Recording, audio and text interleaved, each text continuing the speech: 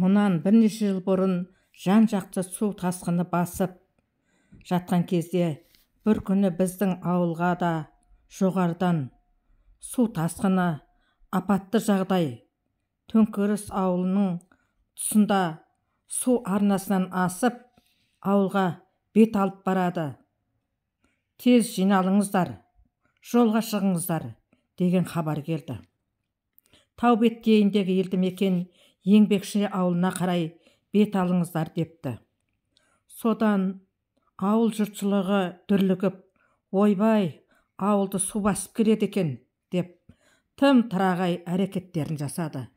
Біреулер өз машиналарымен, біреулер арбамен, біреулер жаяу жалпы бала шағаларымен шұбырып, кішкентайларын сүйрелеп, жетектеп жолға шықты.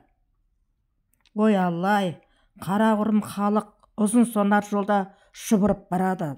Көңіліміз бұзылып, көзімізге жас толып, толқып жылап келеміз. Бізде қорқып кетер деп, енеме, апа Еңбекшідегі құдағайдың үйіне барып келуіміз керек, жолай түсіндіреміз деп тез киіндіріп, ол кісіге білдірмей документтерді, нан, ас ауқаттарды машинаның артына салдық. Көршімізде өздері сыймаған соң, олардың да документтерін, өте қажетті заттарын да артына толтырып салып алдық. Әлгі жолдағы шұбырындыны байқаған енем маған қарап, айым, мыналар немене? Деп сұрады. Енді не деймін? Жайлап енеме түсіндірдім. Көзім жасқа толды. Толқымау мүмкін емес. Кәдімгі баяғы кітаптан оқыған ақтабан шұбырынды, Алқакөл, Сұлама көз алдыма елестеді. Ешкімнің бір-бірімен жұмысы жоқ. Балапан басымен, тұрымтай тұсымен, Құдай салды, біз көндік дегендей кетіп барады. Сәлден соң арнайы машина келіп, жаяу шұбырғандарды мінгізіп таси бастады. Еңбекші ауылына барған соң, біздің машинаға документтерін, киім-кешектерін салған көршіміз Нүретден ағайды іздеп таба алмадық. Сұрастырсақ көрген ешкім жоқ. Сонымен басқа бір туыстарының үйіне кеткен болар деп ойладық. Бір-екі күннен кейін суға тосқауыл қойылып, ауылға қайттық. Уақыт емші дегендей, уақыт өткен сайын мұны да ұмыта бастадық. Нүретден ағай біздің шалға жезде болып келеді. Содан шалым жездесінен, Нүреке, сіздерді таппай қалдық, қайда кеттіңіздер? Деп сұраса, ағай айта алмай күле береді. Шалым, не болды? Күлуің жаман, бірдеңені оңбастай бүлдіріп, масқара болғансың-ау деп күлсе, ағай, рас, елден ерекше масқара болдық деп кеңкілдеп күледі.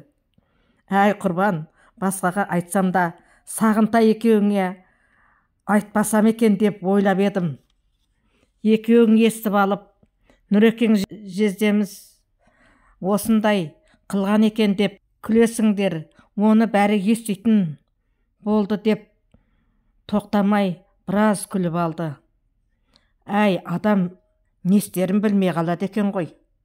Жаяулатып жүріп, ана үлкен трассаға шыққанда бір машина келеді екен, қол көтеріп едік, тоқтады. Біз екі інім, келіндер, бала шағалар бәріміз машинаға мініп кете беріппіз. Қайда барасың деп сұрамаппыз. Түн болды.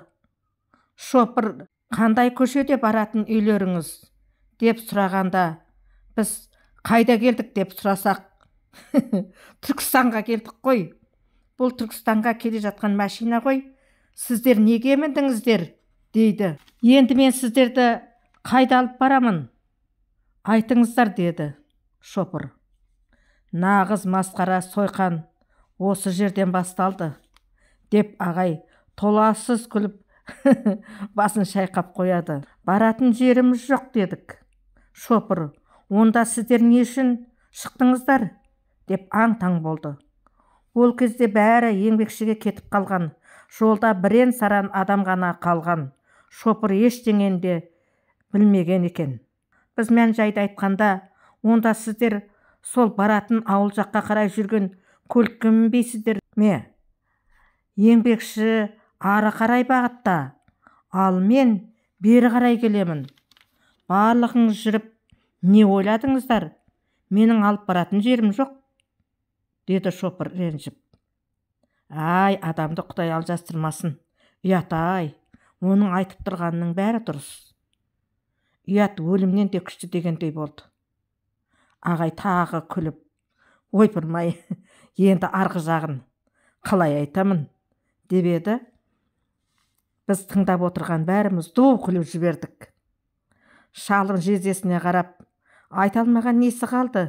Енді диуана болғаннан басқа ештеңе қалмады ғой, деп еді. Ағай күліп, әй, құрбан, саған да дауа жоқ екен. Қайдан біліп қойдың? Иә, өзің айтқандай кәдімгі диуана болдық, деді де, әрі қарай сөйлеуге мұршасы жоқ. Біресе сылқылдап, біресе үнсіз селкілдеп күліп отыр. Біз де ол кісіліге қосылып, күлкіге қарық болдық. Шалым да күлкіден әрең сөйлеп жездесіне, өзің де диуанаға лайық едің, қызық болған екен, деп селкілдеп толассыз күліп отырды. Шалым, ал Нұреке, күліп болдың ба? Жалғастыра беріңіз. Мойныңа дорба іліп алып, есіктерді қаға бастадың ба? деп сұрағанда, ағай өз күлкісіне өзі қақалып, шашалып, басын изей берді. Ай, есіктерін қақсақ, түн, беймезгіл уақыт, бір топ адам, ешкім үйлеріне кіргісі келмейді. Не керек? Әйтеуір есіктерді қағып жүріп, бір мұсылман үйіне кіргізді ғой, деп күледі ағай. Ертесіне бері қарай пойызға міндік. Қалтамызда көк тиын ақша жоқ. Бәрін сенің мәшинеңе салдық қой, сенімді, деп. Келіндердегі тиын тебенді беріп, жағдайымызды жырлап, үйімізге жетіп, деп бойымызды жаздық, деді. Бұл айтқандарын шалым жездесіне әзілдеп, неше түрлі саққа жүгіртіп, жыр қылып айтып, басымыз қосылғанда қайта бастап, көпке дейін айтып, күлкіден құршымызды қандырып жүрдік. Жарықтық дүние-ай, күлкімізді әрең тоқтатып, бір қорқыныштың артында бір қуаныш деп, өзімізді өзіміз жұбатамыз. Өмірдегі үш арсыздың бірі күлкі емес пе? Сондықтан да бұл үш арсыздың жүрмейтін жері жоқ. Оны бүкіл адамзат әлде қашан мойындаған. Тіпті өлім кезінде де үш арсыз арасына кіріп кетіп жүреді. Дегенмен күлкінің пайдасы да бар. Көңілді жүресің, жаныңдағы адамдарға да жақсы көңіл сыйлайсың. Қайғы қасіреттерін бір мезет ұмыттырасың. Сондықтан да, құрметті тыңдармандарым, өмірдегі болған қызықты оқиғаларды, кезінде адамдармен күліп, жарқын жүзбен кездесіп, риясыз, ақ көңілмен сыйласып, сырласып, өткен тамаша уақыттарды, әлі күнге еш ұмыта алмай жүрген абзал жандар мен мызғымас достыққа толы жайттарды сіздерге де баяндап, көңілді күй сыйлағым келеді, құрметті тыңдармандарым.